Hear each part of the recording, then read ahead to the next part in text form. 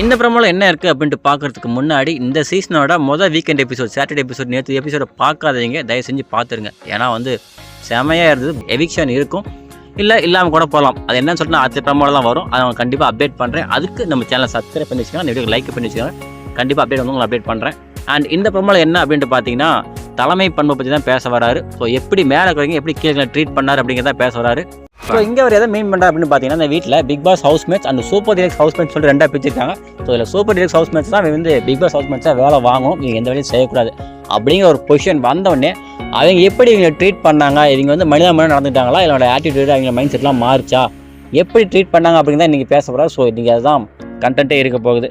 So இங்கே அவர் ரொம்ப தெளிவாக சொல்லிட்டாரு, அப்பர் ஹேண்டில் இருக்கிறவங்க எப்பவுமே அப்பர் ஹேண்ட்லேயே இருக்க மாட்டாங்க, கை மாறும். இது என்ன மீனிங்னா சூப்பர் டிலக்ஸ் ஹவுஸ் மேட்ச் எல்லாமே வந்து பிக் பாஸ் ஹவுஸ்க்கும் இந்த பிக் பாஸ் ஹவுஸ் மேட்ச் எல்லாமே சூப்பர் டிலக்ஸ்க்கும் அடிக்கடி மாறுவாங்க. ஸோ கை மாறிட்டே இருக்கும்போது விஷயங்கள் மாறும், கண்டென்ட் ஜாஸ்தியாக வரும், பிரச்சனைகள் ஜாஸ்தியாக வரும் அப்படிங்கிறத மீன் பண்ணுறாரு. ஸோ பார்த்து நடந்துக்கங்கப்பா, நீங்கள் மேலே இருக்கும்போது கரெக்டாக ட்ரீட் பண்ணுங்கள், கீழே வந்ததுக்கப்புறம் வச்சு செய்ய வாய்ப்பு இருக்குங்கிறதான் அவர் இன்டெரக்டாக மீன் பண்ணுறாரு. ஸோ இதை பற்றி என்ன அப்படி பேசலாமா அப்படிங்கிறது தான் இந்த ப்ரோமோ இருக்குது. அந்த அடுத்த ப்ரோமோ கண்டிப்பாக இன்ட்ரெஸ்டிங்காக இருக்கும். ஏன்னா எலிமினேஷன் பற்றி ஏதாவது க்ளூ வர வாய்ப்பு உண்டு. ஸோ கண்டிப்பாக அப்டேட்லேயே இருங்க, சப்ஸ்கிரைப் பண்ணி வச்சுக்கோங்க.